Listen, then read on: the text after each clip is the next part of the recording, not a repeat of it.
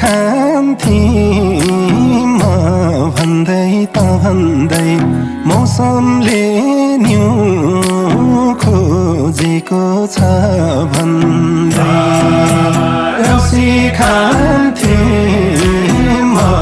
भन्दै त भन्दै मौसमले न्यु खोजेको छ भन्दै माथि डाँडामा पानी पर्न लागेको छ उही पुरानो